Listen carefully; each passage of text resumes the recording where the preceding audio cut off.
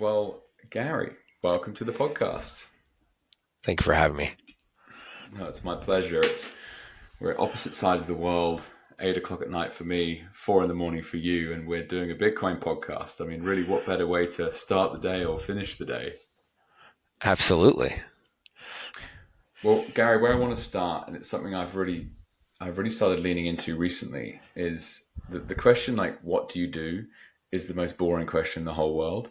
But the question, what are you working on that is most exciting, opens up avenues to all the coolest stuff. So that's where I want to kick off today. What are you most excited about that you're working on at the moment? Okay.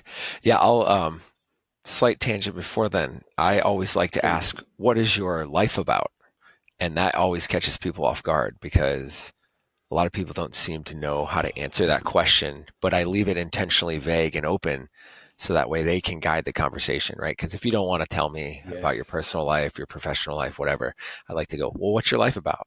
And sometimes people just launch right into it, but more often than not, people are taken aback and they're like, what do you mean? You know what I mean? It's like somebody's never asked them such a profound and open-ended question. Well, Um, and also it's difficult to answer because often we go through every day almost in a form of autopilot. We haven't yeah. sat down and thought, well, what is my vision? What is the future version of me that I want to become? What are the things I want to achieve in my life that are non-negotiables? And it's actually that's true personal development work that weirdly actually sound money and Bitcoin has enabled me to start asking some of those questions that before, when you're on that rabbit wheel, you don't have time to get up and breathe. um, Yeah. so well, maybe I'll start by asking you that, Gary, given I'm hosting the conversation. So what was the question? What's your life about? Is What that is what you your said? life about? Yeah. Yeah. Yeah, okay, Gary, what is your life about? I mean, lately it's been about growing closer to Jesus and raising a family, and Awesome. that's really been the biggest part of it. And Bitcoin's just one small enabler of giving my time back from the time thieves, right? To do that. Mm. Wow. Okay. And so to answer that question for myself, a lens on the world that I'm trying to develop a lot more of is so I come at a lot of all of this Bitcoin conversation from a wealth management perspective. And you may have, if you've heard me on any other podcast, talk about this, but sadly my father died when I was 20 and he was a wealthy guy. And so in my mid 20s, as the eldest son, I found myself managing an inheritance. It's like, what do you do with this stuff? Don't fuck it up being the number one thing, Yeah. but it's very it's very financially focused. It's like it's numbers, it's investments, it's like return on investment. And what I've just started to think through a lot more of is actually the different forms of capital that exist, of which financial capital is just one. And I like to frame it as humanistic capital. So the Hmm. investment you make in your partner, the investment that you make in having children, the investment you make in the relationships that you have, the space that you create for them to grow and become who they want to be, is very difficult to quantify financially, but is a classic humanistic investment. So my life today is actually predominantly homeschooling kids. So if I had to have a job title, Ah, my work is my my job as a dad, which I do every day. And it's only at 8 o'clock at night that I jump online and have more creative pursuits like this. And Bitcoin has enabled that in many ways. So definitely, let's talk about that and family. So Gary, so why did you start a family? ooh. Uh, I mean, I met, the love of my life, and it was at the time I didn't think too much about it. It was just kind of one of those things that you did, right? It's like, oh, you get married and then you end up having kids and Mm, everything. And I knew I wanted to have like a lot of kids, and we're only at three, and we'll see how high we go. But the starting the family wasn't very intentional. I don't think, like, I knew that was a thing that you're supposed to do, and I was excited to have kids and everything, but I never really stopped and asked myself why. And honestly, I don't think I had the time or mm, the luxury to even think about it prior to Bitcoin. Right? It was just like, hey, we're gonna have kids, we're gonna get married, and thank God I did. It was best decision of my life, and now we have three at this time. But yeah, starting it wasn't. I didn't. I don't think I gave it much intentional thought. I also have three kids, Gary. So they're currently 5, 3, and 1. And I agree with you that there might be more, which is not something that I was necessarily setting out to do. But you get this far along, you're like, well, what an incredibly enriching experience. And all the cliches are so true. The first moment you hold that child, you're like, I think I get it now. Like, all I have to Yeah, do is make sure this thing's okay. And as a man, it like really drops in as like, aha, protect. You know what I mean? Like, yeah, um, and I don't think it sets in quite as immediate for us. I mean, we're not growing a child inside of us, so the wives correct. definitely get that like feeling and they're nesting and all this other stuff. But yeah, truly until and I remember my good friend told me he's like, yeah, you won't get it until you hold your kid, and he's absolutely right. You didn't. There was not a Mm, connection, or there wasn't like this gravity of what was happening until I'm holding my firstborn, and she's sitting there in my arms, and I'm just like partially freaking out, but partially I don't know how to describe it. It's like a flip switched of like there's a tangible feeling of love and of like a connection to this little human that you just helped bring into this world, mm. and that was a powerful thing, right? It was one of the reasons I left the military service was because we had our first kid, and I was like, I'm not going to be gone. I'm done risking my life for whatever this military thing was. Wow, yeah, that's actually quite a profound moment, isn't it? The just take me to that then. So what were you doing at the time? And it sounds pretty obvious. Like, don't risk your life. Now you have another life to care for. Or I don't know. Talk me through what happened then. Yeah, we had our first. I was serving in the U.S. Navy, working in special operations stuff, doing intelligence and everything, and I was just gone a lot. Right, it was a lot of training, a lot of exercises, deployments. Right, so even when you're back home, you're still gone because you're going to some new training facility to do some new whiz bang training. Um, and once I had uh, the first, and I'm holding her, and I'm realizing that if I'm not around, then like who is going to do the protecting? Who is going to do the caring? Who's going to support my wife and child? And then just on top of that, me being gone, doing not we call them high risk evolutions. So it's like planes and helicopters and all guns and all that kind of stuff. Was just a riskier life. And uh, now that I did have this other human being that was totally incapable of caring for herself, it was like I felt a strong compulsion to make sure that everything and anything that this little person needed was ever taken care of. Um, and I realized that there was too much of myself that I was giving to the military. Um, and it wasn't going to work. Like I wasn't going to be able to do it right if I had to deploy, if I had to keep doing these trainings and keep disappearing for months on time. It just didn't feel like the right thing to be done. And I tried to get like a desk job in the Navy, and that didn't really work out. They tried to take us to Hawaii, well away from family. That was another no go for us. Hmm. It's very interesting. So essentially, the trade offs shifted quickly, and you're like, this doesn't make sense for any longer. And was it quite easy to transition out of the military? It was just a case of like, here's my resignation. I'm off in 2 weeks' time. No. So in the U.S. military, you sign up for a contract. So I had about 2 years left on my contract when my first daughter was born, and you have to like you're owned, right? The government owns you. Like you go where they say, you put on Mm, the suit that they dictate and all this other stuff. It's very involved, and that's by design, right? You're part of this military unit first and foremost, and so it was about 2 years where I knew I was getting out, and they do have like a year and a half in advance. They start like shopping you around to see like where's your next duty station, because the military was a 3-year tour. So you would, most of the time it was a 3-year tour. So every 3 years you'd be moving somebody else, moving somewhere else, and about a year out you would figure out like where you're going to go. And so to say it, Mm. it was easy. It wasn't like a 2-week resignation or anything. It was more of like, hey, I'm going to do this thing, and then along the way, you get the guilt trips from some of the guys that are staying in for life, and um, you get some Mm. people trying to dangle some carrots in front of you to stick around.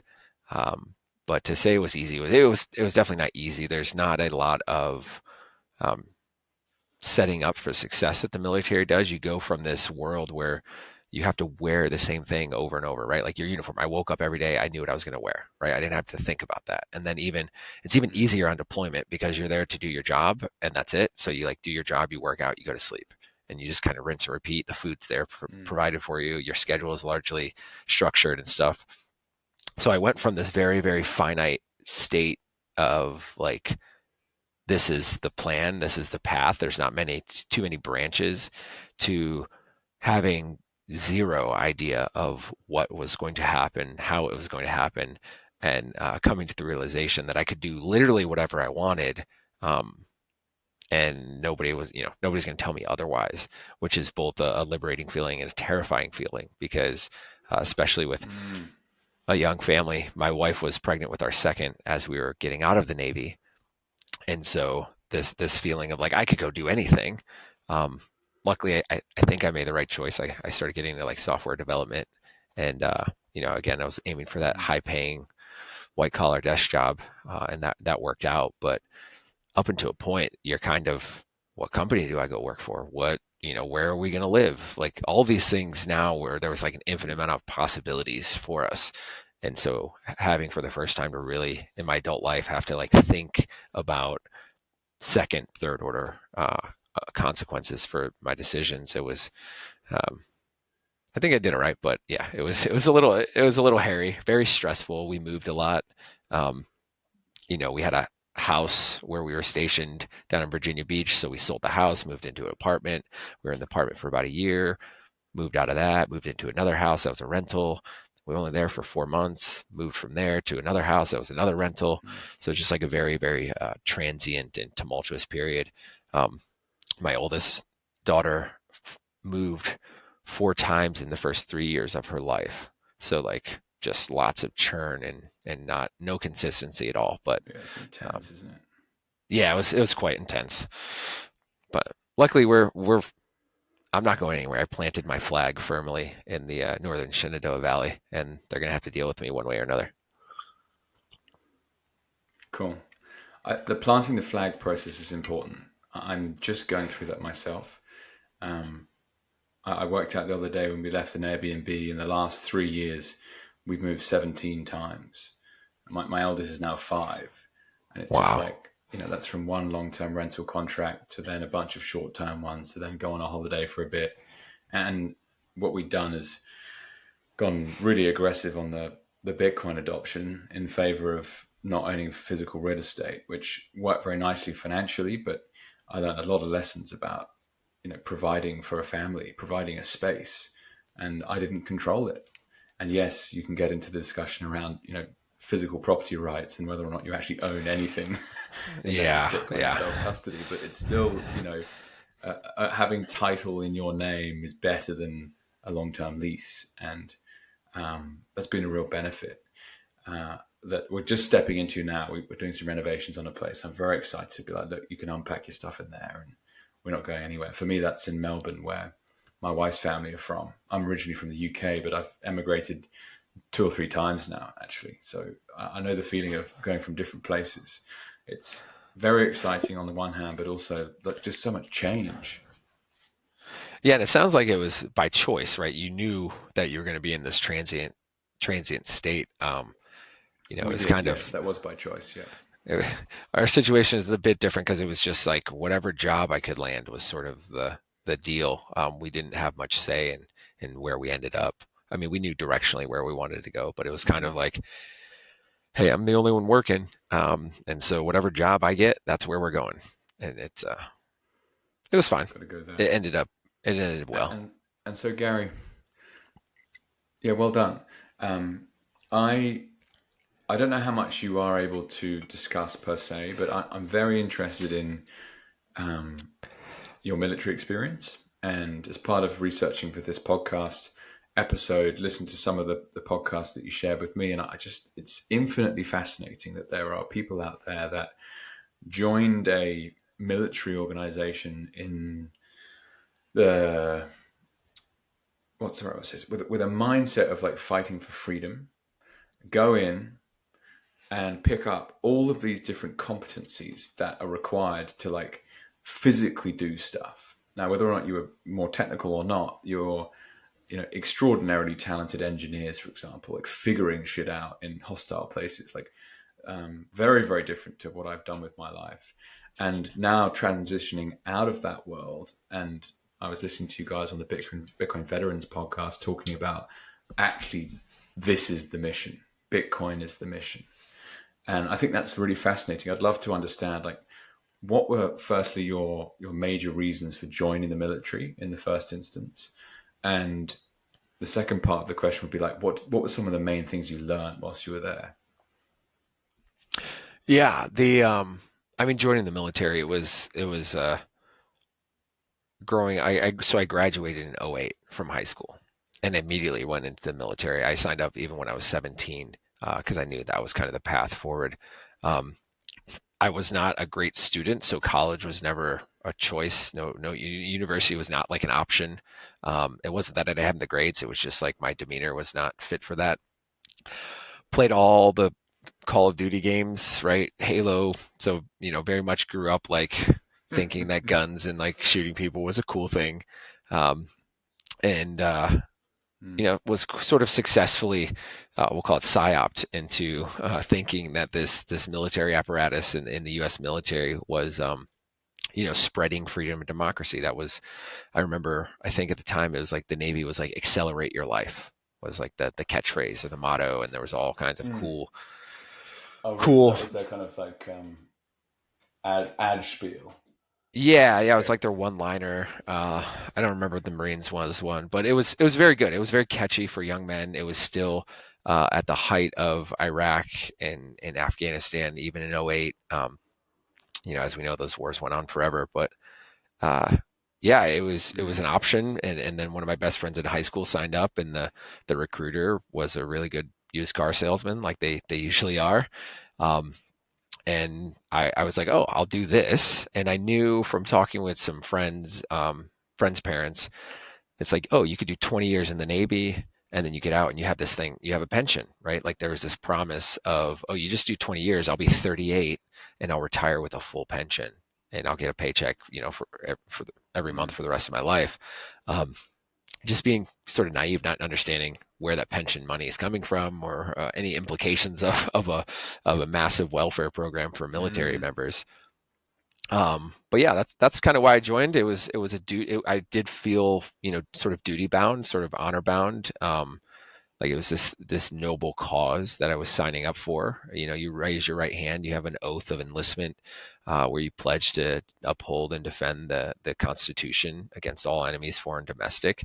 Um, and it does read like an ethos of something that is worthwhile in a noble cause, and you don't really find out until much later that it's this perverse incentive structure, um, and this the military really had become a tool for um, these perverse incentives. Right? It became a tool for money printing. It Mm. became a reason to print money, and that's setting aside the fact that the weapons of mass destruction weren't actually in Iraq, and like there was an opportunity to do what we were supposed to Mm. do in Afghanistan and take down bin Laden, but like somebody called it off at the last minute. And you just start to see all these malincentives, all the contracting companies, and they're just making gobs and gobs of money, doing similar or even less jobs than what like the service members are doing.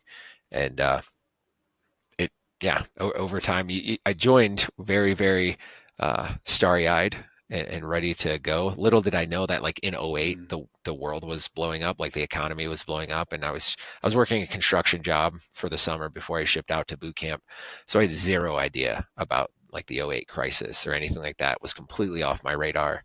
Um, But I do remember now in hindsight that there were a lot of older gentlemen in boot camp with me, and they were like previous career kind of guys. Like the one guy was like, yeah, I was like a construction, and like just people that had had previous careers. And in hindsight, like they probably lost their shirt in '08, or for whatever reason, and saw this opportunity to go into the military as a way to, make ends meet because government's always hiring. Mm.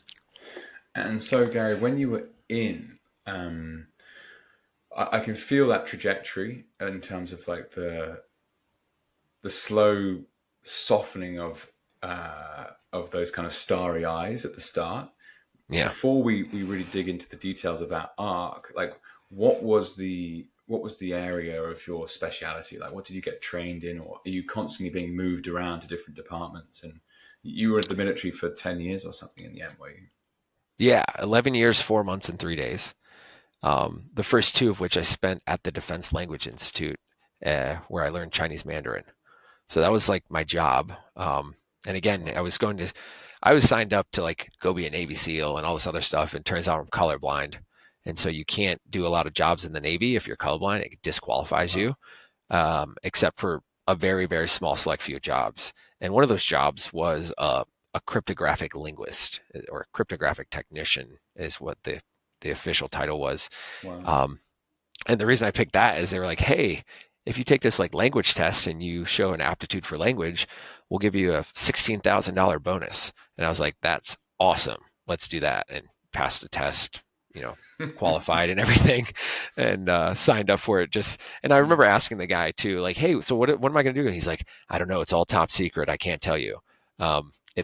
It's, it is all top secret, but like it's really boring stuff. I would listen to static, and sometimes there was like Chinese in there. Um, but yeah, the job, Mm. he just had no idea because it was not like within his realm.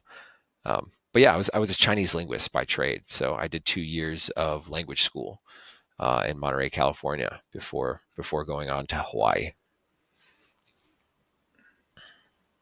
And so then you're spending your days. I mean, you already mentioned that the structure, the uniform, sleeping at certain times, but just listening into different radio stations, trying to catch some Chinese information from somewhere. I mean, what does that manifest as a kind of day to day?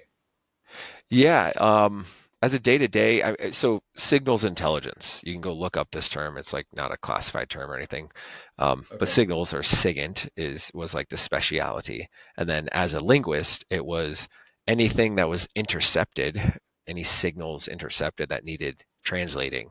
That's kind of felt to myself and my fellow linguists. So um, if you go dig around on the internet to see what signals intelligence entails, you can somewhat get an idea. But essentially, it was, Hmm. hey, here's this recording, or here's this clip. There may or may not be some Chinese in there. Um, just kind of depended on like the source of the intelligence, and my job was to translate it. And it was quite. It was very rote. Like there was some creative thinking needed to it, but for the most part, when you're like a low level person, it's just like, hey, here's this clip, go translate it, and then here's the report format that we wanted in. Let us, you would just sit there for 8 hours and just churn out report formats, or if it was a slow day, you'd sit there and BS with all your other service members and do nothing. Mm. Wow, fascinating though. It's like I'm always amazed people's life journeys take them to so many extraordinarily different places that were never expected. And what you're just describing to me, I mean, as a 15-year-old, I can't imagine you were expecting to end up doing that in the slightest. No, not Um, at all. and so, Gary, so over those 10 years, then, so what were some of the moments when you started to think, actually, hang on, what the fuck am I doing every day? Who is paying me, and why are they paying me, and what's all the training for, and what, yeah, what shifted with those specific moments, or I'd love to learn like how that played out. Yeah, it wasn't. I mean, it wasn't until well into my career. It was probably, yeah, it's 2014 timeframe. Is I qualified for this special operations program to go support those guys and enable those guys. And I moved in with one of my now best friends. His name's Tim. And you live with somebody, you start talking about everything else. Well, Tim is a libertarian, or at least like ascribes. He's probably an anarchist, but a practical libertarian, right? Like Mm. anarchy is just like communism. Like nobody, it's hard to realize in practice, but it's an ideology that you can ascribe to, and it allows you to frame your world in a specific way. Um, so I started learning about like liberalism, like classical liberalism, right? And I started learning about Mm. Austrian economics and Mises and Rothbard. This fella named Tom Woods, who does he's like legendary podcaster. He's got tons of 30-minute podcasts for you to go ingest. Um, there's another guy by the name of Jason Mm. Stapleton. At the time, he was doing a lot of like political commentary. He was a former Marine as well. This guy, Dave Smith, I'm not sure if you're familiar with Dave Smith. He's a comedian out of New York, but pretty well known. He's Yeah. been on some of the major media stuff. So started listening to these guys, starting listening in just more of the libertarian circles. And once you go down that road, it's pretty quickly that you're confronted with this like anti-war message, which is a very odd thing. Being, I was Mm. at the tip of the spear, right? Special operations like the tip of the spear, and um, here I am learning about money printing and some of the second and third order effects of money printing, namely the war machine. And then just as I'm going through and Mm. reflecting, I deployed prior to this, and I just remember thinking back to like some of these contracting companies that were running the bases and stuff, and how these guys just like sat around collecting a paycheck, doing almost nothing, and then experiencing that on a couple of deployments as well, where it's like these guys were hired to like do generator maintenance for the base. And then we got a generator, but it was like outside the scope of their contract or something like that. And I'm just like, hey, can you just show me, like, just show me how to maintain this thing? Like, I don't need you to like do it. Like, this is our generator, but like, can you just? And they're like, nope, not in our contract. I can't teach you that. I'm like, dude, just like, please teach me how to change the oil on this generator. And he's like, no, that's not in the scope of our contract. We can't. Oh, wow. And so you just start getting all these touch points. Every At the end of every fiscal year. So the fiscal year for the federal government ends at the end of September. So October 1st is like the new fiscal year, and end of August, you start getting a lot of like, hey, we've got this pile of money that we have to spend, and who wants to go on a course, or who wants some new like boots or whatever. And it's really cool when you're receiving this stuff, when you're like, oh, sweet. Yeah, I want to go to Boston for a Wireshark course. That's like completely not really needed, but like kind of cool, and like, um, a novelty, nice to have, or like these, awesome new like hiking, top of the line, like hiking boots, because everybody in the unit gets them. Um, but then when you see that happening every year, and I'm like, hey, why do we always just like start spending a bunch of money in September? Like, oh well, if we don't spend the budget that they give us, then they won't give us more money next year. So like, there's like this incentive to spend the entire budget that your department's allocated, so that way when you go for like next year's budget, you can be like, look, we spent $1 million and we only had 750,000 or whatever, right? Like, it allows you to perpetuate this whole like fiat game. And I do remember thinking, and again, this is like concurrent with learning the libertarian thesis, and I'm just like, wow, this is where the money printing happens. Like, if this is happening in just my one small unit within the military, like, is this happening where else is this happening in the government? And I'm almost certain that it happens everywhere in the federal government, where you get to this like fiscal year Mm. end, and you're like, we need to spend our money so we can get even more money next year.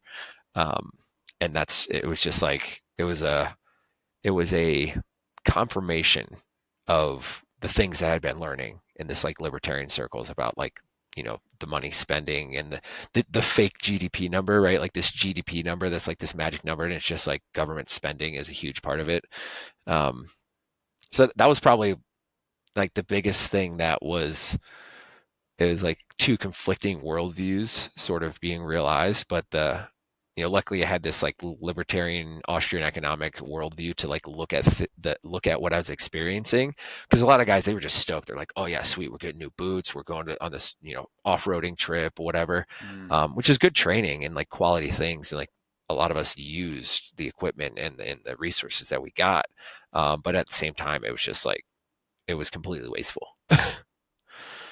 mm.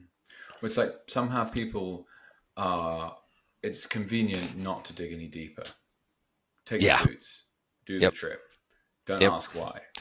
Um, it's fascinating. I have interviewed in the past an Aussie guy that was in the Navy, and there was a story that he shared with me that is not public, and I won't share it now. But he essentially witnessed something whilst on active duty that was so nefarious. He's like, "What the hell just happened?" That is Yeah. not what I was trained for. That's not what I was told the entire way through my career that we were here for. And I just saw it happen. And it was to do with off-market arms dealing. And it's just like, oh Yep. my God. And not to lure you into a conversation like that, but the arc is very similar from what he explained. It's like you go in starry-eyed and slowly but surely you're like, what am I actually doing here?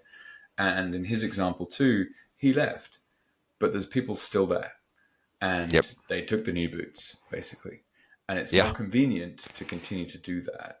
And I think your insight's correct, Gary, in terms of how government budgeting works. Like if you come in under budget, oh well, let's not give them as much next year. That Yeah. that's an obvious choice for whoever's in charge of the purse strings. And so I'm intrigued then. So this transfer out, and to really try and draw this point through is like, and again, listening to your Bitcoin Veterans episode, it's like a bunch of blokes with extreme competencies are no longer part of the organization that they gained those competencies from, but they're out in the world re-engineering their life. And in some cases, that's probably fucking hard because it's like, what the hell am I going to do with myself? I don't even know what to wear, let alone like Yeah. what I'm going to eat or how I'm going to Yeah. get paid. Yep. Um, but the network you guys are building is obviously very strong and highly skilled in a bunch of areas where the average civilian hasn't had to do things. And the idea of like, you were talking about citadels and like rigging up certain types of radio transmitters between the two. And it's like, yeah, well, I wouldn't even begin to know how to do that. Do you know what I mean? Whereas if you've like Yeah. run an army base in the middle of fuck knows where, well, then sure, let's get the generators in. We've got to do this, that, and everything else. And so that transition. So Gary, so how did you end up choosing software development through that process? Was it something you were always interested in? You obviously didn't become an economist, even though you'd gone down that kind of libertarian Yeah. route. Yeah. Thankful for that one. No, I mean, software was, I'd cut my teeth somewhat early on. If you'd ever have you heard of the term thin client? Like, it basically, No. it was like the original like cloud compute sort of thing where they put on our desktops at work this machine that had like 4 gigabytes of RAM, right? And like your phone probably has more than 4 gigabytes of RAM right now. And one of my jobs was parsing like massive CSV files, massive Excel sheets. And I would get these sheets, but they would be, you know, a gig and a half.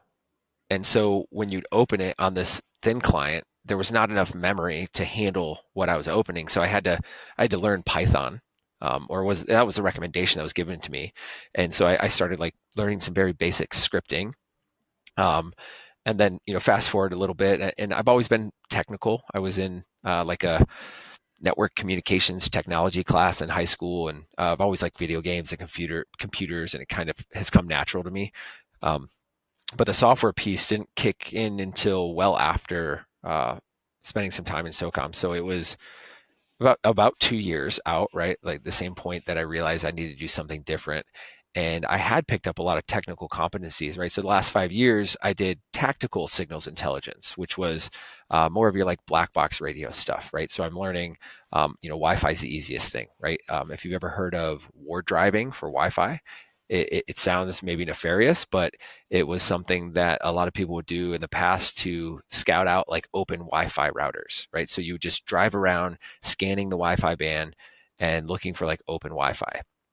Um, part of that's mapping the signals environment of a location, right? So it's like useful, knowing where an open Wi-Fi is useful for like a communications plan, let's say. And so, I started learning more about like technical protocols, and I started using Linux for the first time in my life, getting familiar with like the command line. Some of these boxes were not very user friendly, and so you had to kind of learn the technical parameters around them to make them operate correctly. And so when I came to the point where it's like, I need to get out, I'm done with this. I had a good friend who was working at Microsoft, and he had made a trip back to the unit just to like wrap some things up before he fully got out. And I was like, hey, like, how is it there? And he's like, oh, Gary, he's like, if you show up and you do like half the work that you do here, like you're just going to run circles around people. And I was like, what are you talking about? He's like, the civilian world is a completely different world, right? You get people that they can't even show up on time. And so knowing somebody that was already in there, and I'm like, okay, what do I need to do? And he's like, go learn C#. And I'm like, I don't know what that is, but sounds great. And so that's what I did. I just set out to go like learn C#. Yeah. And my friend, he would send me resources and point me to here or the other, and like kind of helped mentor me as far as like what I should be learning. But really it came down to just, like you said, after the kids go to sleep at 8 o'clock, you get to do your passion project. It was a very similar time. Young kid, just one at the time, so it was pretty manageable. But I would wake up at 5. I still try to wake up at 5 most days, but I would wake up, and for 2 hours before my family woke up, I would grind on YouTube videos or blogs or whatever. Finally got involved with like open source. There was it's called Operation Code. It's a veteran focused, not like exclusive or anything, but veteran focused coding community, right? Where they had different open source projects, and they had a Slack channel that you could join, and there's all different topics to discuss, and they had mentors, and you could schedule mentor calls. So I got involved with that, and ended up contributing to one of my first open source projects, like very, very minimal contribution, but contributing nonetheless. Started podcasting. 40 hours of podcast a week was a real thing even before Bitcoin. And that's how I leveled up. If I was taking the trash out, or if I was going to walk the dog, or anything that I was doing that I wasn't like actively engaged my brain, like, dishes or whatever, I would throw earbuds in and I would listen to software engineering podcasts. Specifically, there's one called Coding Blocks, which I think they're still going to this day, but it was just 3 dudes getting together talking about, whatever software book they wrote or whatever projects they were working on. And yeah, for a couple of years, I just kind of built up a context window, right? Which is very appropriate in LLM times, but it was context. It was the same way that I learned a language, right? You build context, like what does this word mean in this context, or this sound, or whatever. And so, yeah, I kind of started grinding on the software. I knew software was a thing, right? It was, go learn to code, right? Was very much in full force at that time.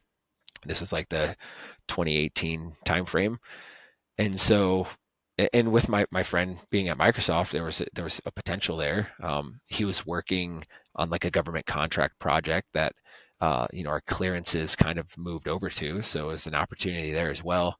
And yeah, leveled up on all the skills, and just dove headfirst and just started doing the thing, right? Like getting hands on and actually doing what I wanted to do after the Navy. It's so cool, and I'm always blown away by the ability of people to learn, to react, to actually go and do something. Do you know what I mean? Like some people are not Yeah. like this, as we know. But the concept of self-directed learning, and actually this is something that's really filtering into my now parenting. We can come on to that later. But if you decide you want to go and learn something, you go and learn it. And what you just Yeah. described is just an awesome process. I'm loving the timeline. So if we can, we'll try and stick along it, because it's fun as an audience member to follow that. So it's roughly 2018, Gary. And by this stage, you've left the military, or you're just No, I coming was out? in Like the you process. binged 2 years worth of podcasts. Okay. And 2019 so is when when I does got Bitcoin out. come into the picture? Okay. Bitcoin comes into the picture. There was actually a touch point. There was one touch point in like 2016. That friend Tim that I was talking about Hmm. was like, "Hey, there's this Bitcoin thing." He's like, Legend. "You're a nerd." Yeah, I love Tim. He's great. Shout out to Tim. But Yeah. he's Tim and I would be yeah, friends as well. Shout out to Tim. Yeah.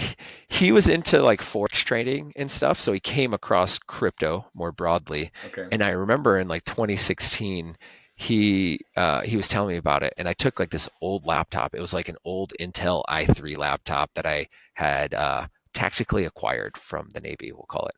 And I remember Hmm. trying to run a Bitcoin node and an Ethereum node on that same laptop, and I just bricked it. Like the laptop, I don't know why, but like the laptop just, I bricked the laptop, and then life continued. But I distinctly remember writing down a private key on a piece of paper. Like I do remember actually doing that, and remember thinking to myself, like, this random string of characters on this piece of paper is supposed to be like valuable or something.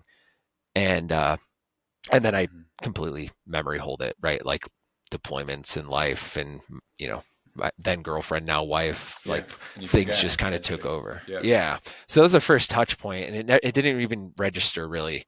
It was just kind of one of those fun technical things that I was like, oh, I tried that and it didn't really work out.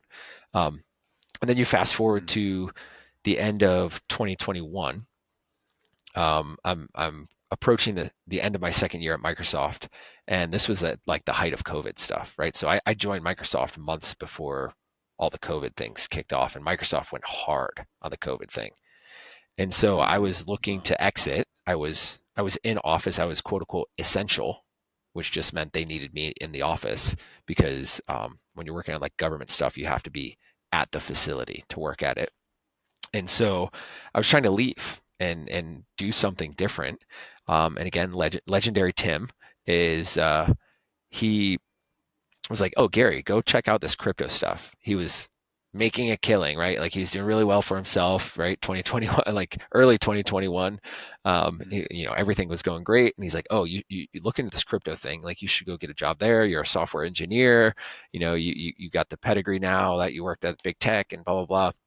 And so I remember I went and I interviewed at Celsius, and I tried to interview at like Wow. Kraken and like some of these other companies. It didn't work out for the best, I think, but it did start me. Like I bought like $300 of Bitcoin and $300 worth of Ethereum, and I sent the Ethereum to myself because he was like, "Oh yeah, like you could stake and do all these smart contract stuff," and being a dev, I was like, "Oh, this is awesome." And I remember sending like $300 worth of Ethereum to myself, and it was like $30 in fees to do it. And I was like, oh, oh. And I remember talking back to Tim, and he's like, oh yeah, you need like $3,200 if you want to start doing like staking and all this other stuff. Remember, two kids, right? Like, and I'm like, yeah, $3,200 is not in the ballpark of something that I can just like throw at this random internet money thing. Hmm. And so I was like, okay, let me send the Ethereum. I sent it back to, I think, Coinbase I bought it on. And so I sent it back, and I was like, all right, well, what's this like Bitcoin thing? Because those were the two. He's like, oh, well, go check out the Bitcoin stuff. And I had a node up and running within a day, right? It was like free, open source, very straightforward. Like node started to think, I started to sync a node on my gaming laptop like that day. I was like, oh, okay, like Hmm. this is not costing me money. Um, I ended up sending myself Bitcoin to like the Bitcoin Core wallet that I had on the laptop, and I was like, oh, okay, that worked, and it wasn't like an egregious amount of fees. Um, and yeah, that was kind of just like the lack of friction probably was what was. I was like, okay, this is a thing, and so I started just going deeper down the rabbit hole. I touched briefly on like Monero, and I was kind of excited about that for a little bit. Um, Before at the end of 2021, unfortunately, my father had a heart attack and was in the hospital. He's still alive to this day, but I was in the hospital. I had to travel back to where I'm from, and I had a copy of the Bitcoin Standard at the time. So I'm like sitting in this hospital, waiting to see if my dad's okay, and I'm like digesting the Bitcoin Standard, and it was this almost this perfect marriage of this engineering discipline that I just started on, right? I'm like a couple years into my software engineering career, and then the Austrian economics, right? That I had sort of like self-studied in the past, and I was like, oh, this is it. Like this is like the answer to the money printer. Like we fixed the central bank problem, and I can understand this. This is like it's software, and so then you just start to ask more questions. And I went really hard on the macro and the econ stuff because it was a much more familiar thing, right? I was very nascent in my like technological and engineering career, and so the economic stuff was like way easier to digest. And so I found myself back on Twitter. I did end up leaving Microsoft. I was at this other job doing software, and I got laid off at the end of the year there, along with 14% of the headcount at the company, and it was for a good reason. Like I was falling down the rabbit hole and not really doing my job. And so it's like I'm in like Twitter spaces and I'm, reading blogs and I'm like setting up a lightning node and like losing a bunch of sats trying to figure out Obsessed. lightning. Yeah, like yeah, it just became like this obsession. But it It was really from happens. Yeah. You get the bug. yeah. You're like, I have to learn more about this thing. Well, it was a solution to so much more, right? It wasn't just the money printing. It was like, this COVID thing had happened, and I'm like, man, this is like, I was in a very dark place for COVID, right? Like there was, for the first time in my life, I reached out to like a therapist to talk, and I'm like, hey, like I might be crazy or something. You know what I mean? Like you're like, there's just like this world, and everybody's losing their mind, and turns out I was like one of the very few sane people out there, unfortunately, and so it was like a transition from like this darkness, and now it's like there's this Bitcoin thing, and I was like, oh, like this is it. Like this is FU money. They can't tell me what to do if I have this thing. They can't debase me. And I think by like May of 22, I'm like texting the wife, hey, we should liquidate our retirement and go all in on Bitcoin. Um, and let's just say we're still not all in on Bitcoin. So there was definitely some like, Mm. no, you're fucking crazy. Um, but it was fine. It was good. It slowed me down. I'm very impulsive sometimes.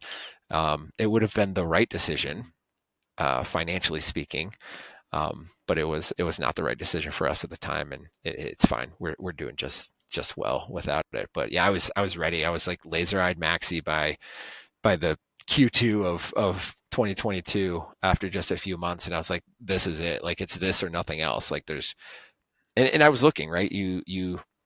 Um, I was always looking for why it wasn't going to work, and I still look for that to this day. Um, and that's kind of one of the best things about Bitcoin is there's a lot of people out there that are riding this Bitcoin train, and they're like, yeah, let's look for anything in the future that could stop this train.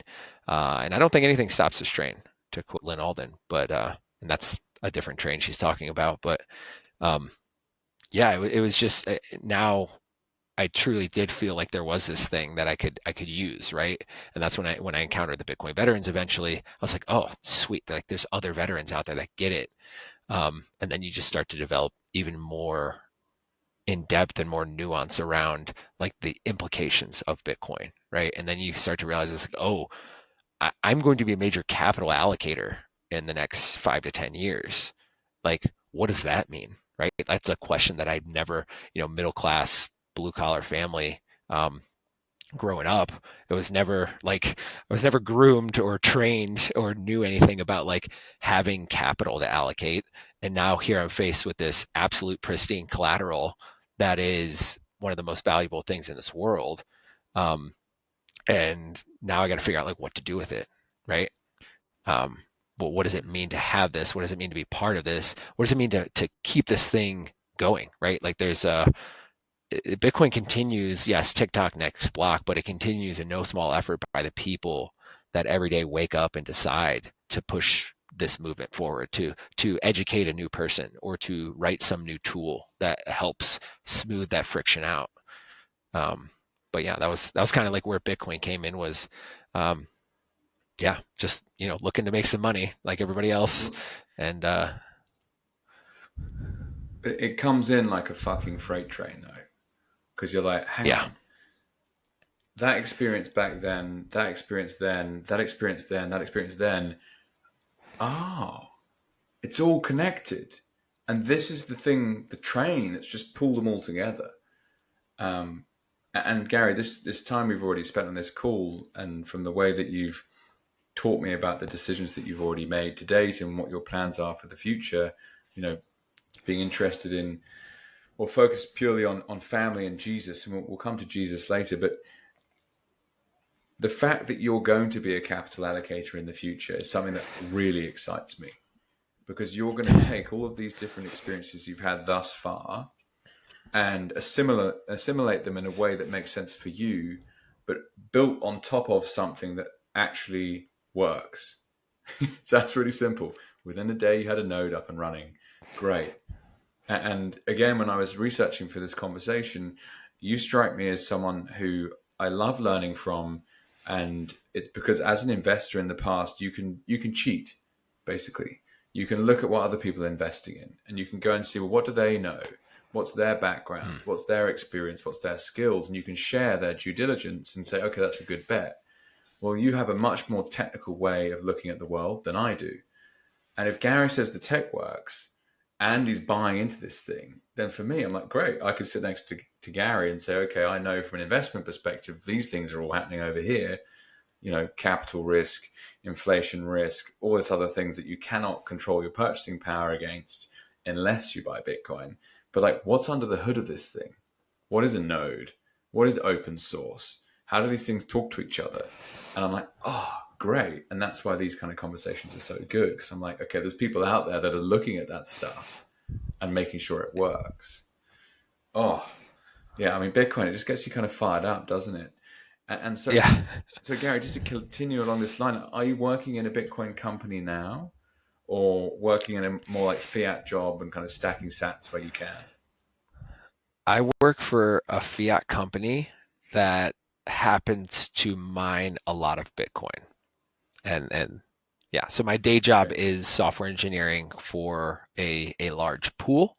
I won't get into the specifics, but yeah, it's Mhm. a fiat company that happens to mine a lot of Bitcoin. And I have the opportunity Okay. to work Interesting. on the Bitcoin side of that stack. Hmm. Okay. And so, what do you think have been, if you could remember any, like the specific aha moments that happened over those few years? Was it like a specific day, or you saw a specific article or something, or you listened to a specific podcast, and you're like, oh, Yeah. shit, I wish I'd realized that earlier, but obviously you hadn't. One of the things that really, excuse me, one of the things that solidified it for me was the Sailor Breedlove series, right? So it was like the first Mm. few, I think it was the first 9 episodes or whatever of What is Money. Um, Yeah, and yeah, yeah, it was that's just one of those interesting. first touch points. And you listen to Sailor break down like the history of a variety of different topics, but first and foremost, like the energy aspects of Bitcoin and the channeling of energy and the efficient channeling of energy and all this. And that like the again, it was an engineering thing, right? So it was, oh, this is like Bitcoin mining and this system that takes in this electrical energy is like hyper robust from an engineering perspective. And then in that same story, it talks about like the civilizations that figured out gravity first, or the civilizations that figured out like water, how to do the aqueducts and stuff. Like all these any breakthrough in technology that has advanced the human race has largely been some derivative, if not a direct application of like energy, right? If you think about like refrigeration, right? That was one of the things he brought up. It's like, oh, well, we can now store energy as food well into the future, right? We're channeling energy more efficiently.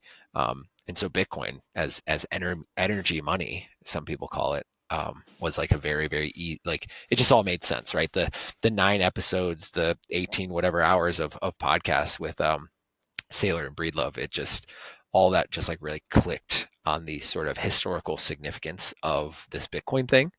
And that Mm. was regardless of all the economic stuff, right? The economic stuff just seemed like obvious, but the energy implications of this The history engineered piece is money, so cool, isn't it? yeah, It somehow though brings into it brings into context what you're actually looking at, and it was also areas of history that were very much connected to like technology and startup style thought processes. Like they talk about triremes and the importance of a certain type of naval Yeah. technology in the Mediterranean X many hundred years before. It's like, God, I'm really in the weeds here. What is going on? But Yeah. without the context, you don't get the importance today. Yeah. Context is really, it's like everything if you're learning about something. And I don't think it's a mistake that like if you're using AI or these LLMs, they have these context windows that they can only fit so much data into. And we even as humans, like we only have so much context window that we can use, right? And in your immediate vicinity, right? All your senses provide your context window for you. Right. So right now you're like staring at a screen. This is like you have your visual context window that has this like very narrow scoping, but you have your scent and your smell and your hearing and everything like that. Um, but it all like builds. That's like the input, but it all builds in your mind. And luckily, humans were able to do like this abstract thinking, right? We're able to like think about the things that don't exist and put those pieces together in our mind, visually or otherwise. And so we can build up a context and sort of like play that context forward in time. Like it's like our minds are almost like time machines, right? Because you can take, well, like what if I did this, or what if this happened? Um, and I think that's where you get a lot of these, low time preference thinkers. It shapes it. The low time preference allows for your brain to develop these future contexts, right? It allows, like if you're living a high time preference, if you're just paycheck to paycheck, like you're just constantly your context window is constantly refreshing, and you're being bombarded by just like having to like constantly refresh like what's going on in your context window to adjust. But if you can smooth that out and you can figure out Bitcoin to buy yourself some time, eventually, right? It doesn't happen overnight, but eventually like you can have more free time to think about like, okay, well, what if I did this? What if I bought that piece of land? What if I started this business? Or what if anything you want now becomes possible because you have the time and the ability. Like your context window is not like completely full of all this garbage low time or high time preference stuff. You can try to build a future context in your mind of like, where are we going? What am I doing? Right? What is my life about? Mm. Oh, it's so true. Yeah, I said this a few times recently, but and we touched on it at the start. By choosing to not own a house, yes, that was by choice. But on the Maslow hierarchy of needs, at the very bottom, you've got food and shelter. And what I had unwittingly done was I had chosen to be constantly solving the problem of shelter. And what that Mm. means, because of constantly moving Airbnb the whole time, etc., is you can't focus on any problems higher up the scale than that. And that is capital accumulation in a sense. It's like, okay, how can you focus on a job that isn't just like, feed a man a fish, you feed him to today, teach a man to fish, you feed him for life. Um, yeah, and again, I mean, this is great safety and stuff. Have you read any of his economics books, like the Economics 101 that he's written, as well as the Bitcoin Standard? I have not. No. I did the Bitcoin standard. I read the fiat standard, but I've not continued on the safe journey. At this point, Yeah, it's like the he did an economics Austrian work. economics book. It's good. Yeah, Yeah, principles of you don't need to economics. in a way. Yeah, that's right. Excuse me, I didn't say it correctly. Yeah, I really enjoyed that and talk about like how is it that today you've got the largest fishing trawler in the world, and why that's essentially a series of capital allocation decisions that enables you to create something like that. And it's one of the beauties of sound money, obviously, is as you slowly start chipping away at, whether it's a DCA into Bitcoin or you sell something and buy some Bitcoin, your your time preference lowers and you have a better outlook on the future, which means you can start thinking about these things. And even the idea of having 3 children, was that what you set out with? And you touched on the fact you might have more. Do you think that these economic factors play into those decisions to have multiple children? I didn't consider economics at all. Like I set out and I even had a pretty crude comment about, breeding with my wife until she's dry or something along those lines at our wedding rehearsal.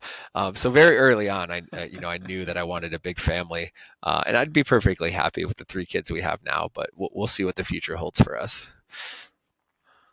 Okay, that's interesting because it's obviously everyone's different, Gary. Some people will talk a lot about finances. Some people will say, nah, fuck it, wasn't even part of the conversation. Just have as many kids as possible. Gary, where I'd like to go now is the second major thing that you said you were, what your life was about was Jesus. So, what does Jesus mean to you? Oh, Jesus is the redemption of my soul and many others.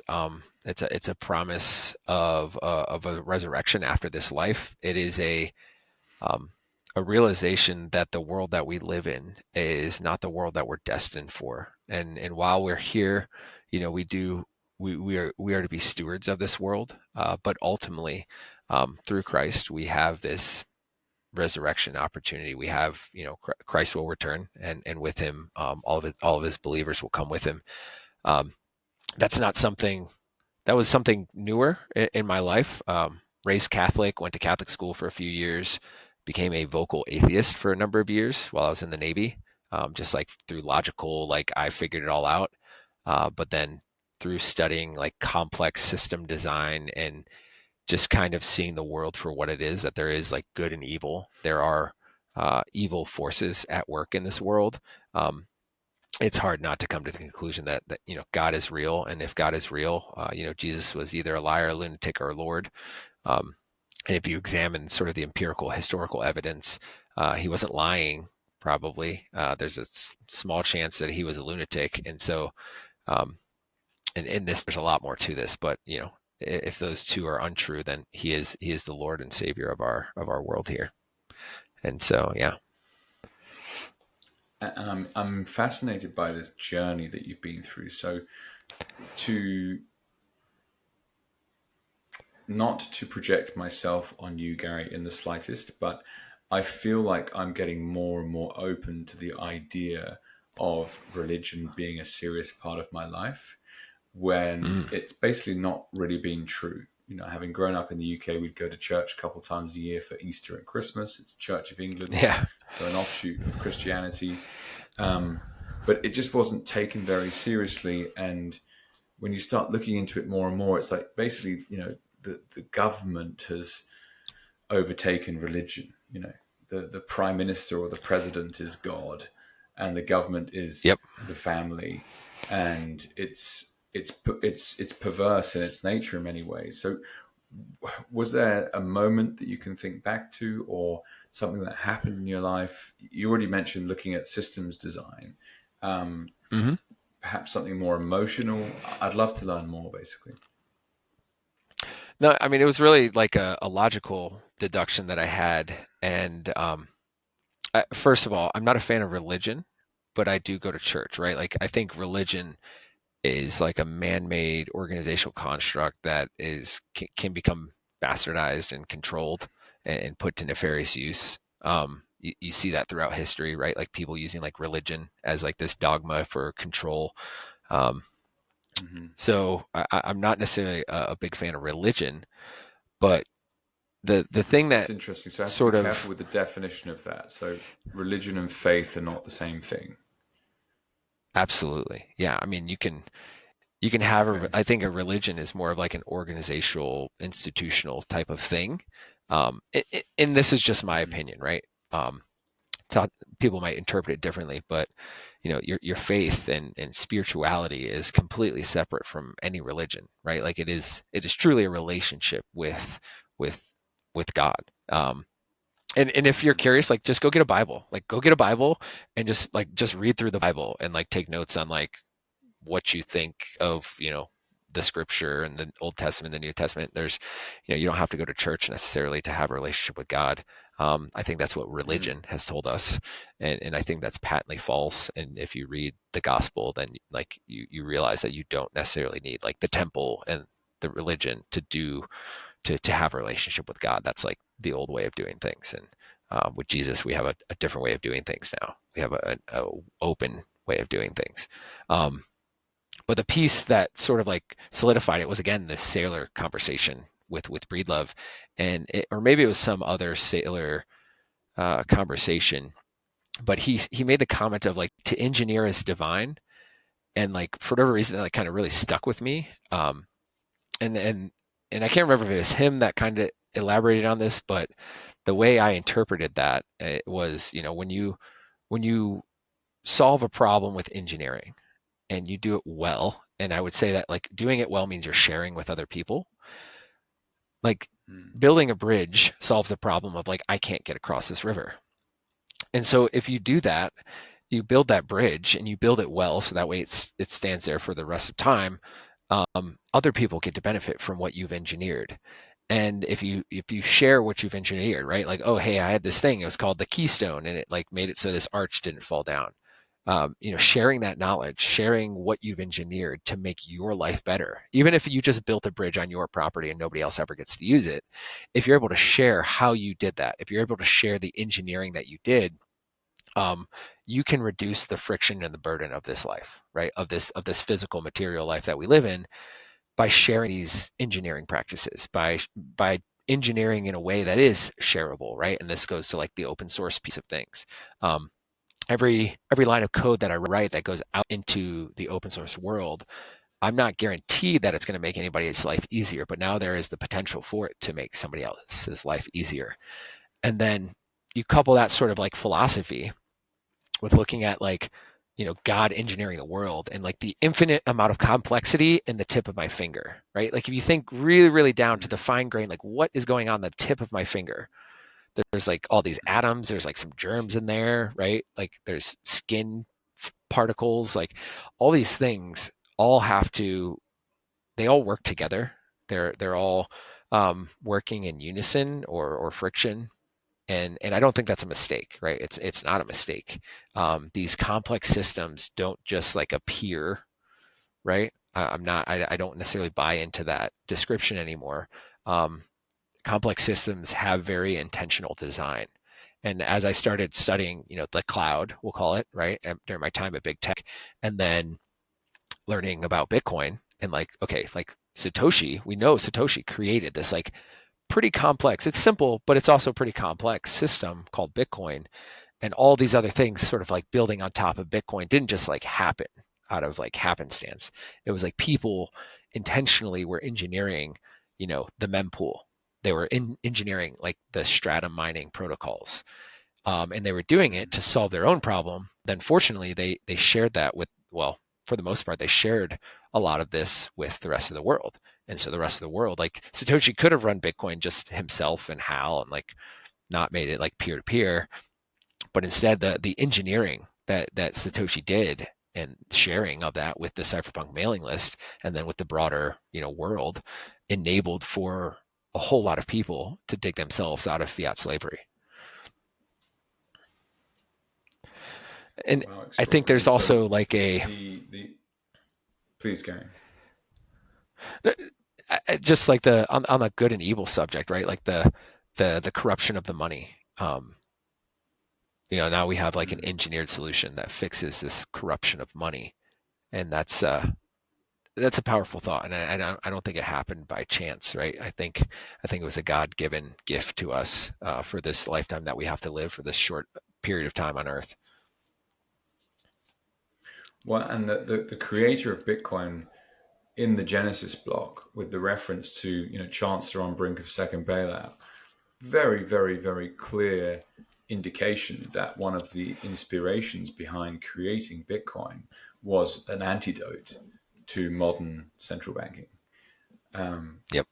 But okay, so to take what you're talking about then is the extraordinary complexity that we see just in daily life. It's like that story of a pencil.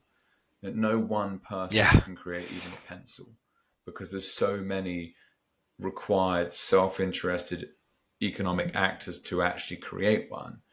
No independent person could do it alone. And your point about the end of my finger, I mean, I don't fucking know what's in there, right? Put into the mix Right. what's the Yeah. environment around me that even means that I'm stood on the floor and not fucking floating up in the air or whatever the case Yep. might be. And so So to engineer is divine. The thought process being is like someone out there somewhere must have engineered this because Right. it doesn't just appear out of nowhere. Okay, Yeah, and and what would there was someone's one. counteraction to that point be? I mean, there's like the evolutionary theorists out there, like talking about how, like, oh yeah, well, your finger is just like a byproduct of all this evolutionary stuff. But even if you go back to the beginning, right? Even atheists believe in a miracle. It's called the Big Bang. Well, what's the Big Bang? I don't know. Hmm. Okay, it's a miracle then, right? So Yeah, it's they don't like, know. Yeah, is it yeah. the Big Bang miracle, or is it the miracle that God created the earth? And it's like, which Hmm. one do you start your timeline on? Um, and so that's kind of like a flippant answer, but it is true in a sense where if you don't believe Well, in and God, if also you don't just believe to God created this, there's go to ahead. take a Bitcoin design philosophy, it's like verify that, mate. Verify there was a Big Right. Bang. You can't. You can't. You were born from two parents somewhere in the world within the last Yeah. however many years. You cannot go back past the day you were born. And even then, before you're 10, you don't have a fucking clue what's going on around you. Yeah. Oh, it's a huge subject, isn't it? This. And so, okay, so Gary, to try and home into like how this has changed things for you, like how do you feel every day once you have started taking Jesus more seriously and started having a higher faith, if that's the right way I might describe it? Do you feel very different, Yeah. and what might be some of the ramifications of it? I mean, the feelings and the ramifications. I do feel different. I feel hopeful, even more so than like after like figuring out that the Bitcoin is a solution. Um, but also the teachings of Christ is like you're not in this alone, right? Like we as humans, and this is something that I think even like a lot of like just your non faith based like academics have acknowledged. Sebastian Younger being one of them, but like a tribe, right? Like there's like people that you should be living in community with. Um, I think our society and just like the incentives of our society have like driven us all apart. Like there's a very divisive incentive structure with the fiat monetary system Mm. and all the derivatives thereof. So I feel great. There's a men's group at church that I know I can call on for anything, and vice versa, right? Like I went and helped this one of the guys. There was a whole group of us like patching a roof for his shed. Um, there's people whose kids that will watch them, they'll watch our kids, sort of things. So it's this community now that is, I know we share like a moral foundation, right? So that's not necessarily something that I would have easily found elsewhere. I definitely had community within the military, right? But that was on this sort of like rough foundation of this fiat military that we're part of. Um, and the the more I've prayed, the more my prayers have been answered. And that's not to say that there's not been like downturns, right? Like we're all human. Um, but I've seen more of my prayers answered than I could have ever imagined, and it was I don't think it was by chance. I do think prayer works, and just having that as an option and also having something to sort of like anchor to aside from this Bitcoin thing, right? Like it's very easy to like anchor to Bitcoin for everything and like, sunning your balls and like eating all the steak and stuff. But having questions and asking the questions, like the hard questions, and having a frame, like having scripture to go back and look at and frame around, um, that has been immensely powerful too, because even in my atheist times, like there's like these common sort of moral codes that are perfectly in line with like Christ's teaching and everything like that, right? So it's probably largely due to my like Catholic upbringing that I already had some of these like thoughts and ideas. But the more I've examined the scripture and gospel and everything, the more I see like how right Jesus was as well. Like there's all these things.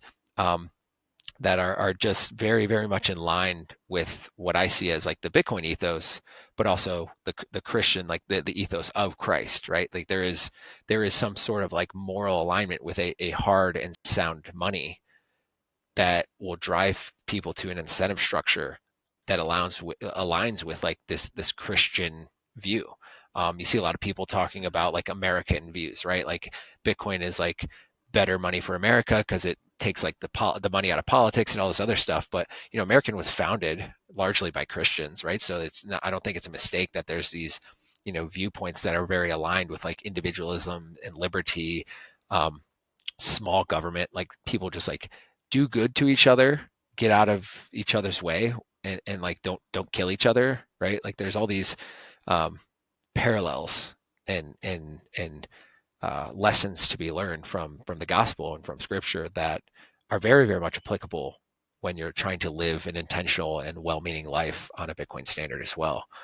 So it's been like reinforcing, I guess. Like there's been this feedback loop of having thinking about like long term low time preference stuff. Um, you're if you're an asshole and you live a low time preference life, constantly being a jerk, like the reputational capital that you build, the social capital, you were talking about other forms of capital, your social capital is going to be Mm. trash. You can have all the Bitcoin in the world, but if nobody Yeah, likes yeah. you, You have no. then No. yeah, like who are you going to go buy something from? And if you do, like, maybe they'll upcharge you because they know you have all the Bitcoin, but you're a huge jerk. Um, Yeah. and there's something Yeah, too to just won't like deliver the giving product or giving something. away. Yeah, it's I found a lot of joy Gary, with like I'm wondering donating, if right? you've Like have you ever read this book before? Honest Money by Dr. Gary North. I have not. No, So it's, I it's will called I will Honest note that Money: down though. Biblical Principles of Money and Banking. I haven't yet finished it. It was Huh. recommended to me by shout out to Seb Walker, who came on the show earlier this year, who was also describing his journey towards Christ and a certainly for him a big shift in his life in terms of how he has a relationship with Christ now. But the book was very interesting, at least what I've read so far, in terms of how many obvious references within the Bible the author finds in relation to sound money. So the references to gold and the description of corruption when the money is broken. And you'll really enjoy reading it, I'm sure, given what you were just describing to me. Okay. Um, do you speak with God? Do you have when you make a prayer? Do you have a process that you go through, or a time of day where you have a practice? Like, what do you find as Not effective? yeah, not anything prescriptive. I do my office is in the basement of a church. I'm friends with the pastor, and he rents me an office in the basement. So sometimes I'll just go like in the middle of the day if I'm feeling whatever way, thankful or distraught or distressed or whatever, depending on how the day's going. I'll go up and just kneel in front of the altar and just like I just talk like just whatever's on my mind, and direct it as a conversation with God. Um, sometimes when I'm driving, I try to be intentional on Nostr to post a daily devotional.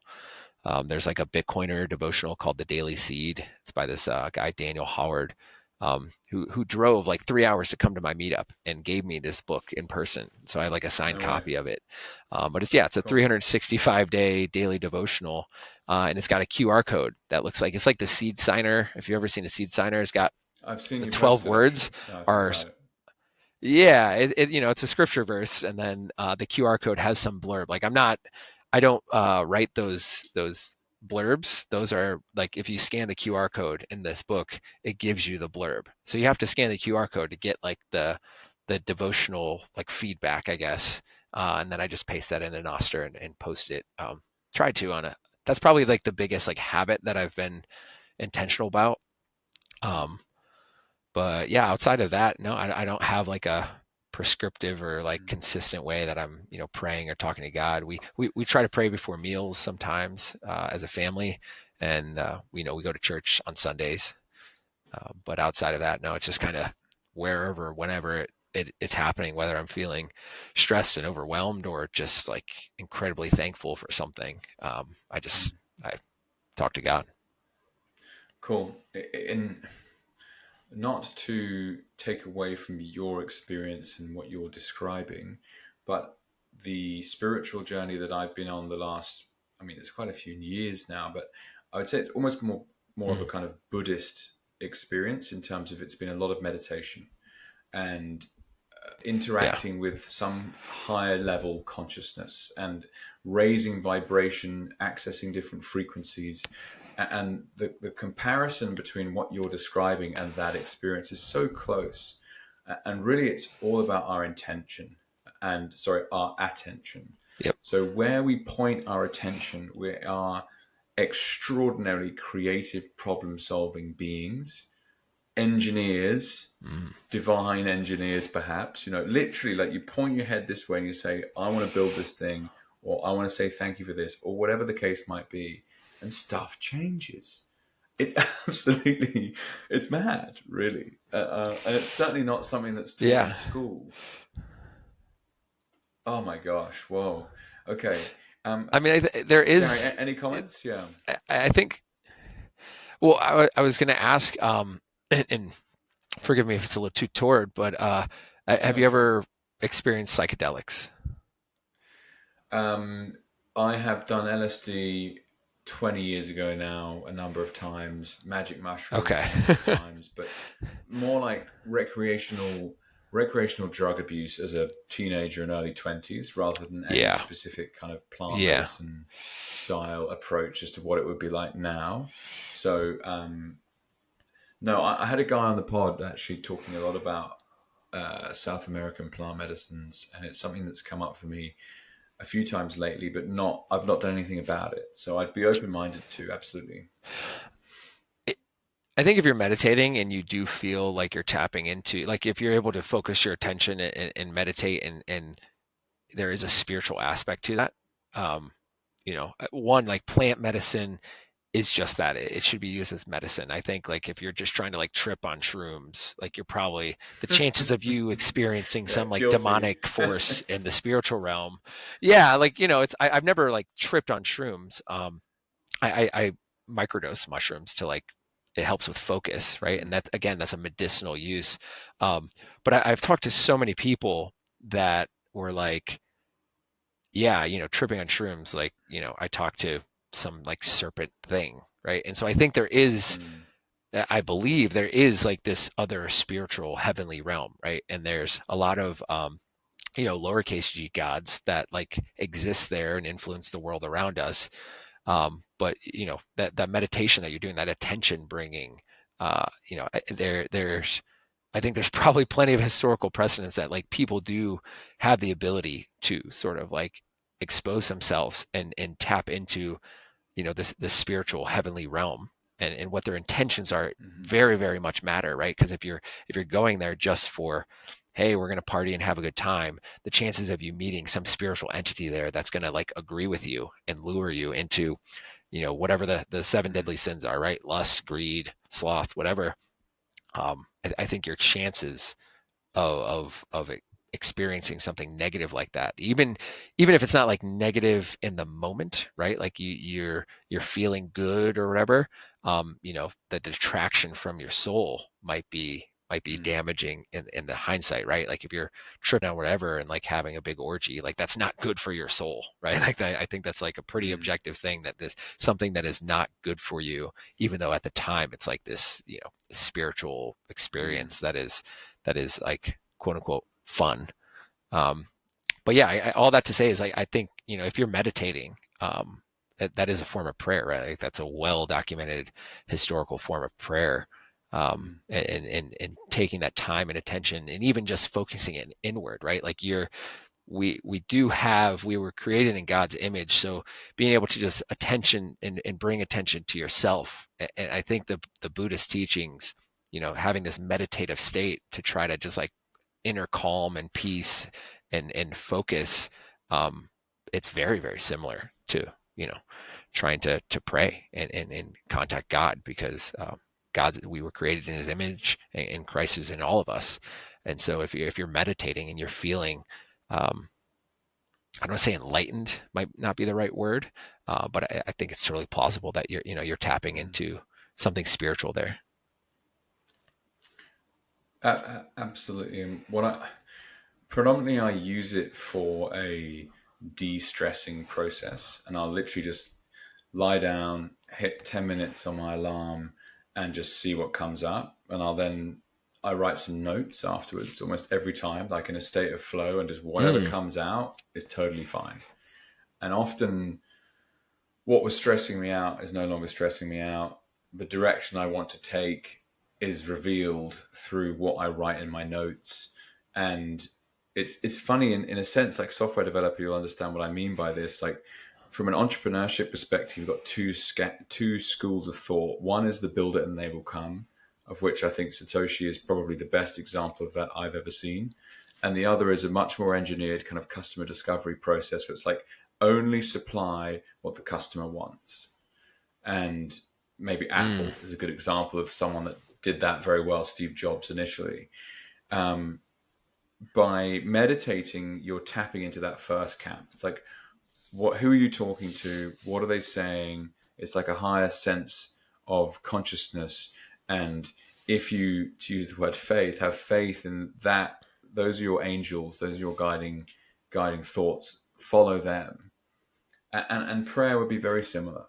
I actually had Levi on the show a couple of podcasts back, and he was teaching me how he journals as part of his prayer. So he will speak to God and write to God, and what God says to him through his journaling, he ends up, becoming a rational actor of, and that's how he makes decisions. I thought, wow, that's such a fascinating way of deciding things in life, and it's so different to what I was doing. And really, that's what this podcast is all about for me: is understanding how different people make different decisions and where they take you. Of which really there's no wrong answer, but how we reach those conclusions are all slightly different. So Gary, what I'd love to go to now is, we'll wrap it up in the next like 10 minutes or so. Thank you so much for your time. I've really loved getting to know yourself and this story of yours so far. But I can't not dive deeper into Nostr. So what does Nostr mean to you, and why are you using it? Nostr to me is one, it's opting out of the algorithms. Twitter's algorithm was feeding me all the most heinous stuff. It was either like boobs or people getting murdered, right? And that's just my past life was a lot of that, and vices and everything. So like the algorithm was pretty toxic. And you can be intentional. Like I hear a lot of people, oh, you just have to like train it and do the list and like put in the work. And I had no interest in doing that. I definitely jumped on the hype train when it came to Nostr. It was like, the Dorsey train, and a lot of the people that I follow and respect in the space were like, oh, this Nostr thing, this is it. We're going all in on Nostr. And I did that. But over time, to me, it's fascinating. Again, we'll take it back to context, because the algorithm is defining your context, right? It might be the same data, right? So you and I, if we're on Facebook or Twitter, it's the same like underlying data, but they are deciding the context in which we see that data. But with Nostr, we can share the same data, and it's all structured JSON that is signed by keys. And so there's some like authenticity and some verification guarantees there. But ultimately, what Nostr enables is, if there's this huge data set now that is your social interaction and more, that you are able to craft and decide how you want to view that, right? You get to determine what your context window looks like. Every time you load up Twitter or X, that you have almost no say unless you spend gobs and gobs of hours like refining this thing. But even then, you can get rugged, right? Like Elon could reset the algorithm or whatever. And you're not really 100% certain how the algorithm works, but you are being fed a view of this data. And ultimately it's just a view of the data. But with Nostr, you as an individual get to decide what your view of the data is. And then furthermore, if you want to render every kind one note as like, you know, a cat with a speech bubble of what the kind one note is, like you can just do that, right? It's your own interpretation of this data, and nobody else has to agree with you or even use your interpretation of this data. But we can know that the data is like verifiably, like it was signed by a key that you're following, and it's in a certain structure. So that structure is important, and you could just view all the data as raw JSON data if you really wanted to, if you wanted to like look at the matrix. But ultimately, Nostr allows for this, for anyone to sort of decide what they want to view, and most people are going to be comfortable with using like Damus and Primal and Amethyst, right? And they'll fall into seeing these data contexts using these predefined patterns that are kind of influenced by other scenarios, right? Like, Primal, Damus, Amethyst, all kind of like Twitter clones almost, right? Mm. But the other stuff in Nostr, the other stuff, the yet unexplored or the very, very nascent exploration of this other stuff in Nostr that is not just the notes, is, there are people out there looking at doing like webs of trust, or using something called like a graph database to build out these graphs of the different events. So not just like identities necessarily, but like the different events, and things like that. And that I think is super powerful. If you look at even one of the most scariest companies in the world, I would assert, is Palantir. So what does like Palantir do? And I've used their software. It's a giant like graph, right? It's a giant data context view, except it is completely closed source and proprietary. And if you listen to any sort of, there's a fella that did like a podcast, and I don't remember his role there, but it was basically what they did was they had a very generic data set, and then they would embed like engineers into each of these customers, and the customers would talk to the Palantir engineers and be like, hey, we want to look at it like this, or we want to add this. And because the core data set was this very like loosely defined thing, each of these engineers could like kind of adapt and build on top of this data context to adapt it to what the customer needed. And then vice versa. Oh, if customer A likes it this way, customer B doesn't, like, now there's a way to like share that and be like, oh, hey, look at this, how we did it. And I see Nostr having a very, very similar opportunity. Not to say that it's like a malicious thing, right? Not that it's going to be used for like mass surveillance, but you can just mass surveil Nostr, right? You can go build a network graph of the events, the entities, of everything like that. Or you could do that completely in your own silo, right? So like there's this optionality to it. I can run my own relay. I can have me and just the family and some close friends on my own relay, right? So now I know like my data context is very limited in scope. Or you can go out to the public wild relays, and you can have like this vast array of like, as many notes, good, bad, or otherwise, as you possibly want. And you get to decide sort of what that means to you and how you want to display it. Yeah, it's cool, isn't it? I've seen all sorts of different pictures from people playing around that kind of other stuff, such as like remote security access. So if you've got a site somewhere and you want to give someone access to that site, you could use Nostr key pairs to check their social graph before giving them access. Yeah. And the information that the Nostr key pair gives you is far, far higher quality than any reference anyone could ever supply. Oh, I trust Gary, let him on. So why do you trust Gary? Oh, well, here's a whole email as to the reasons I trust him. It's like, no, give me his public-private key pair on Nostr. Well, not the private one, obviously, but give me his Yeah. MPub. Okay, I can see all the interactions he's had digitally for the last year, and I can make an assessment on the back of that as to whether or not he's going to be a self-interested economic actor that I can trust with my private property. Like massive. And totally decentralized, right? So there's no middleman that's going to be able to make someone's web of trust look better than someone else's. It's literally proof of work Yeah. that is then on an MPub. Hmm. I've seen insurance plays, I've seen medical record plays, It's very Yeah. exciting to me. It's like it's starting to hoover up basically all of my attention over and above Bitcoin itself, and part of that's because the Bitcoin price action is underwhelming in terms of some of the targets people would have said. But equally, Yeah.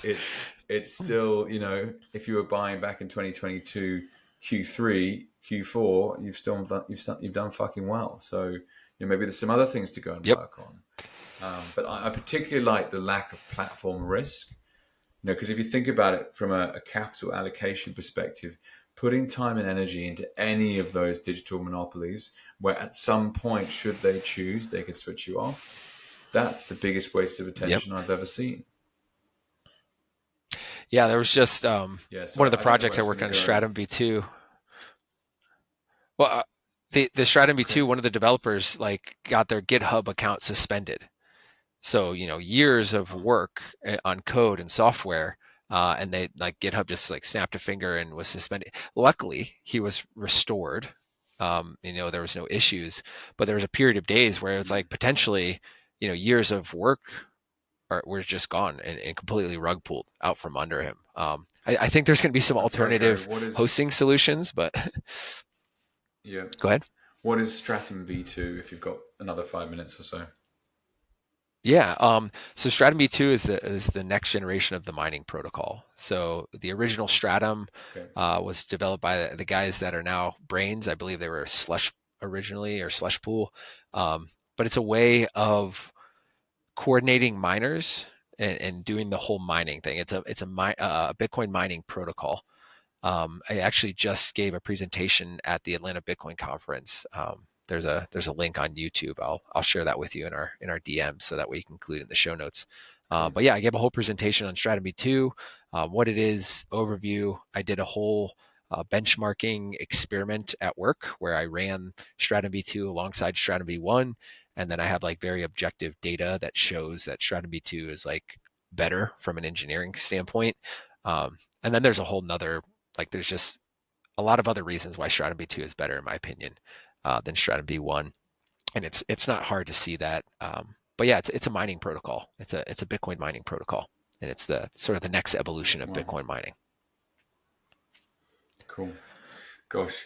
And as we're bumping up to like 10 p.m. with me, I'm going to have to pull this to a close because otherwise I'm going to be awake at Yeah, whatever time in the morning with babies, etc. But there's yeah. just so many cool things people are working on. Um, Gary, thank you so much for your time taking me through everything that we've discussed this evening or with your morning. I hope you had your dose of Bitcoin podcasting to start the day and a nice coffee, I hope. I look forward to seeing everything you create over the months and years to come, Gary. And if you ever need anything from me, then please do reach out. But yeah, thank you so much for joining the podcast. I really appreciate it. Thank you, Jake. This has been a very pleasant and awesome conversation. And I look forward to seeing you around the Nostr sphere. Thank you very much, Gary.